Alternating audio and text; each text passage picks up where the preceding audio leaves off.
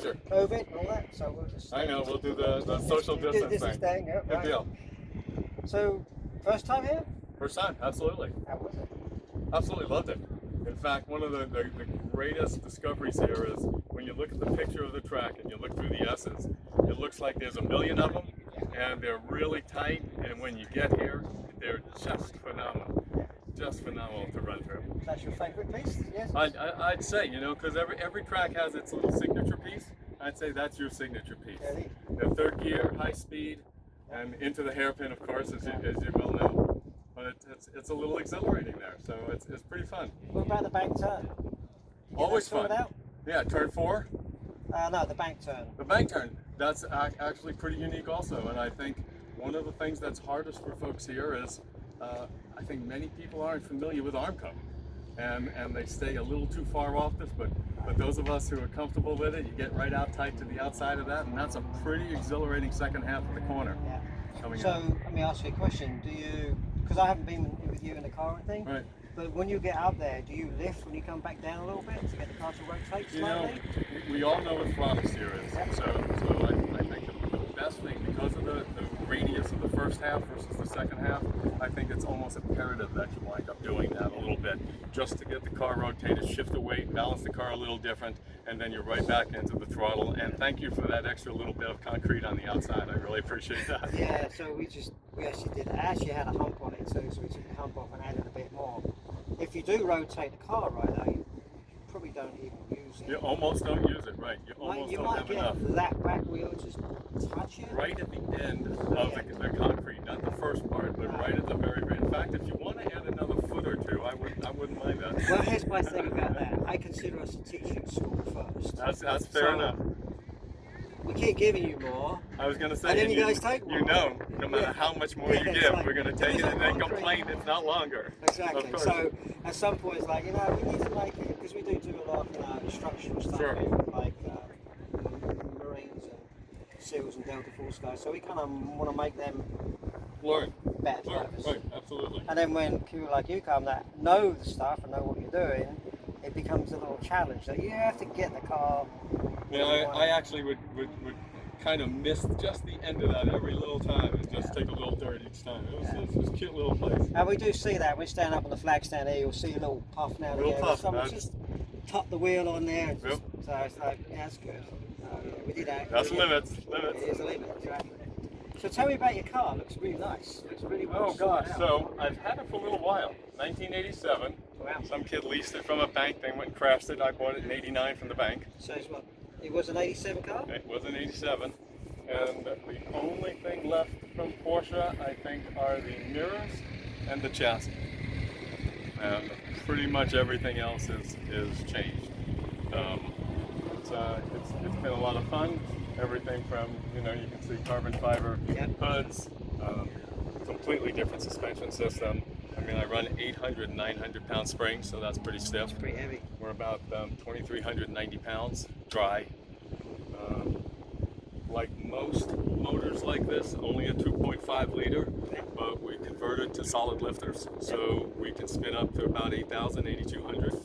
A little unique for the 944 to be able to spin that much. Yeah.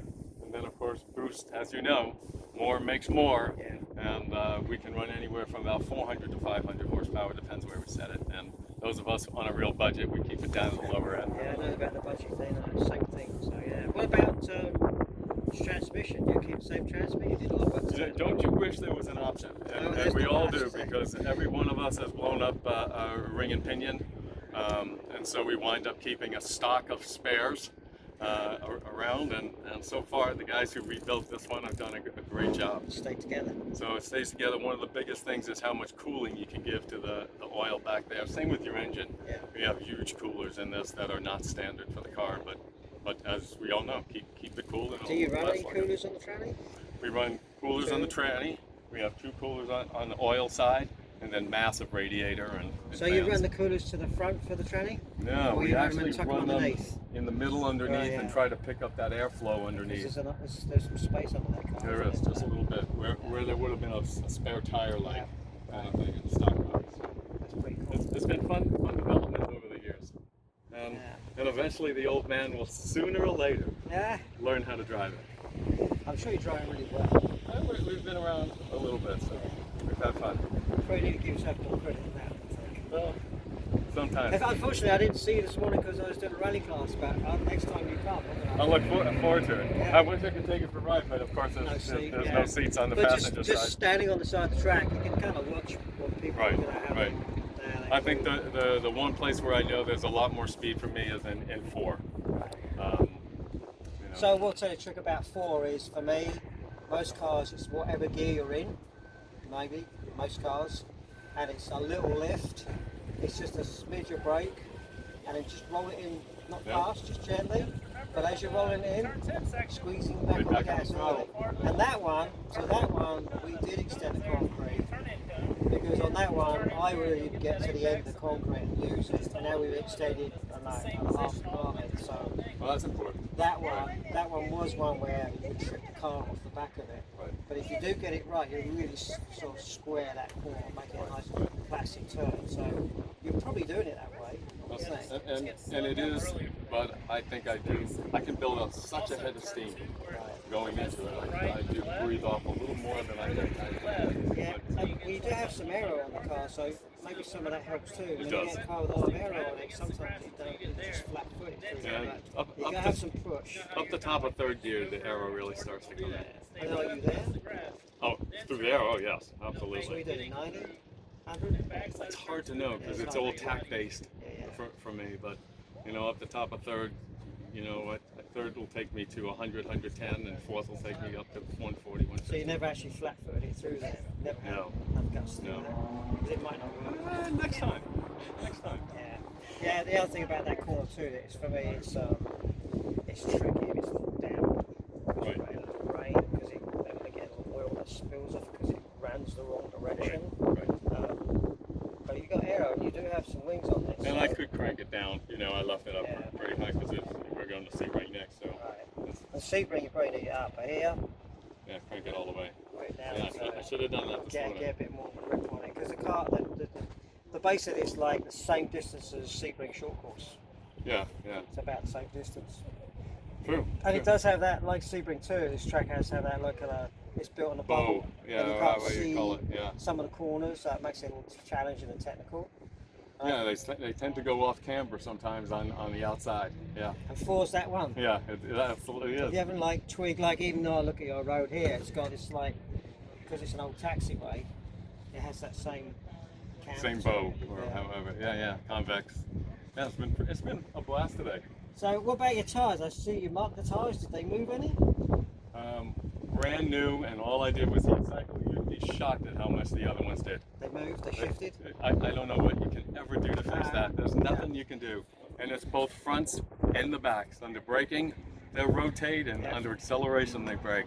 Did these ones move? No, you didn't No, do too much on them. no. This was Still- just bake the heat into them, Right. and then at least I don't have to rebalance these So you're doing Sebring next, next week. Right? and then next time you come back, maybe we'll see them shifting. Oh, you'd be surprised. I was actually showing the folks over here just how much this morning they moved. Yeah. It's stunning, and I wish there was a technology we could employ a little bit on the inside of the BBS wheels to grip the Hoosiers a little bit better. We also run Pirellis. It's the same. In fact, it's worse on the Pirellis. They move because they're slicks. They stick even more.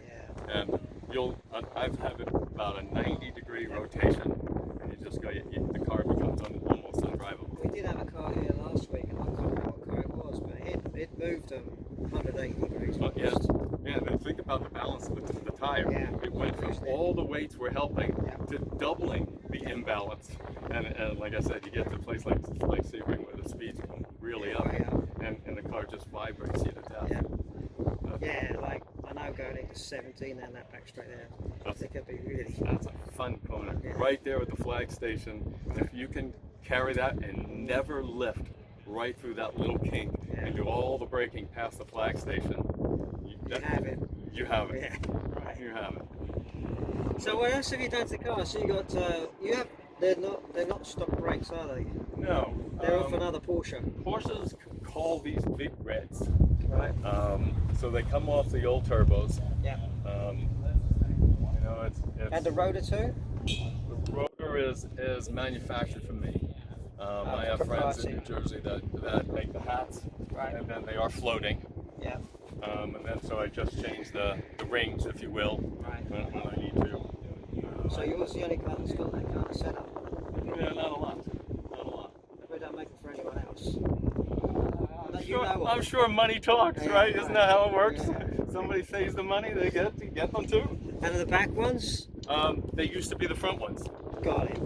So Oh yeah. I simply took them off the Yeah, front, moved them to the back, and you know, you kind of get the best of two worlds. You only have to buy one set. So it probably brakes really well. It does. I will admit to the Standing on limit his of nose. the tires, and repeatability becomes really the name of the game without Yeah. boiling fluid. And then we all know when Castrol came out with SRF fluid, it just changed the whole game. It did. Suddenly we went from bleeding them at the end of every lunch period and every evening to never thinking about it again. And it's good to have it because you have that in your car because we tell people that all the time here that Right. brake fluids It's the name of the game. is a problem. And, oh yeah, because stopping is important. Sort of important. Yeah, exactly. What about inside the car? What have you done in Take there? a look.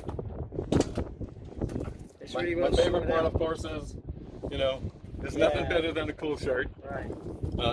We made the dash one day, Yeah. so after ripping everything out, and then the gauge is just a compliment that I like. Right. I think important things are fuel pressure Yep. and air-fuel mixture. Yep. So I put those up on the roll Yep. page right next Yep. to my face, kind of. Yeah, so you see the roadway.